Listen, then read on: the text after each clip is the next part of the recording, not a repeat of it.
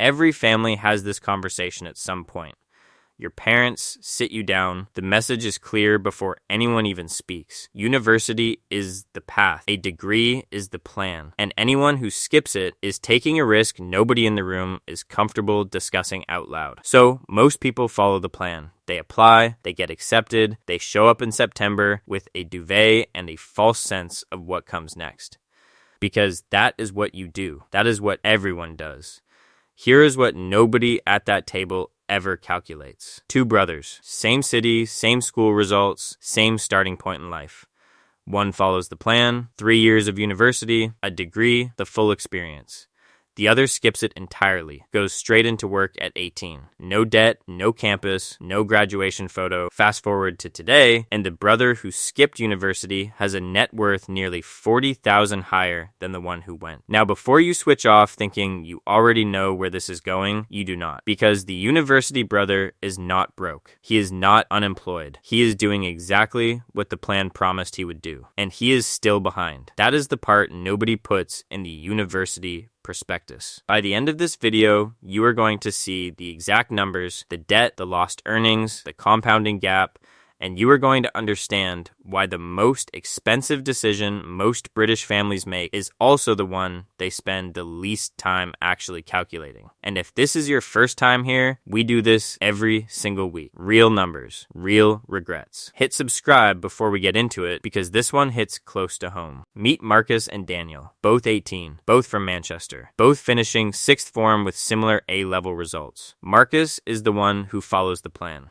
Economics degree at a mid-tier university, 3 years, the full thing. His parents are proud before he even gets there. His relatives ask about it at every family gathering. Marcus is going to university, and that means Marcus is going to be fine. Daniel does something that makes everyone slightly uncomfortable at the time. He says no, not because he is lazy, not because he could not get in, but because he sat down one evening and did the maths. And the maths did not make sense to him. So Daniel takes an entry-level admin role at a logistics company at 18, $19,500 a year. Nothing glamorous. Nobody is impressed at family gatherings. Now on paper, Marcus looks like the one with the future. He is getting a degree. He is investing in himself. He is doing what every teacher, every parent, every careers advisor told him to do. Daniel is filing paperwork and making tea for people who went to university. But here is the thing about paper. It only ever shows you the beginning of the story. It does not show you what 3 years of tuition fees actually costs when the interest starts running. It does not show you what happens to Daniel's salary when he has 3 years of experience by the time Marcus even graduates. And it definitely does not show you what compound interest does to the difference between a man who starts investing at 18 and one who starts at 22. The real story is in the numbers nobody showed either of them, and that is exactly where we are going next. By the time Marcus finishes his first year, the gap has already started opening. Marcus has spent $9,250 in tuition fees for year one alone. That figure goes on his student loan, so he does not feel it yet, but it is there, sitting. Accumulating interest at a rate studies suggest currently runs at between 4 and 7% for most UK graduates in 2026. On top of tuition, Marcus is spending approximately $900 a month on rent, food, and living costs. Some of that comes from a part-time job. Most of it comes from a maintenance loan that is also accumulating interest. Daniel, in that same year, has earned $19,500. He has been promoted once, small bump, but it happened. He is living at home,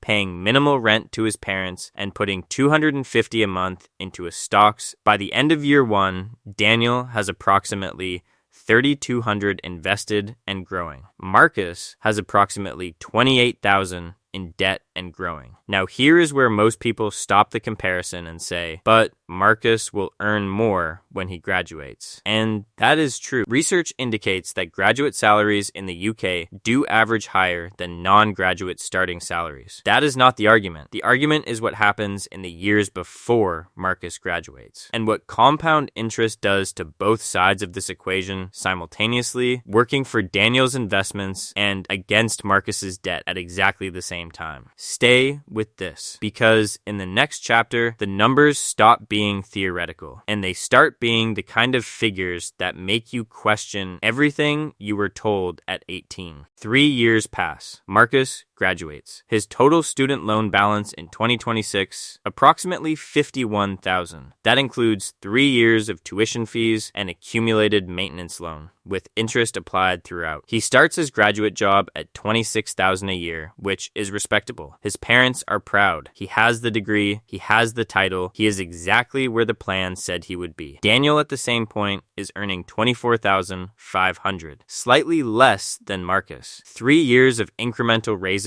from that entry-level admin job have moved him steadily upward. He has also moved out of his parents' house, but his monthly outgoings are manageable because he has no student debt repayments sitting above him. Here is where the real gap becomes visible. Marcus begins repaying his student loan. Under the current Plan 5 repayment system in the UK, research indicates graduates repay 9% of everything earned above $25,000. On a $26,000 salary, Marcus is repaying approximately $750 a month initially. That sounds manageable, but his loan is still accumulating interest faster than he is repaying it. Studies suggest most middle-income graduates in 2026 will carry student debt for between 30 and 40 years before it is written off. Daniel, in those same 3 years, has contributed $9,000 into his ESA. With compounding returns factored in, research indicates his portfolio has grown to approximately $10,400. He has also had 3 years of national insurance contributions building his state pension entitlement. 3 years of workplace experience making him more employable than any graduate CV. The salary gap between them is $1,500 a year. The wealth gap is already over $60,000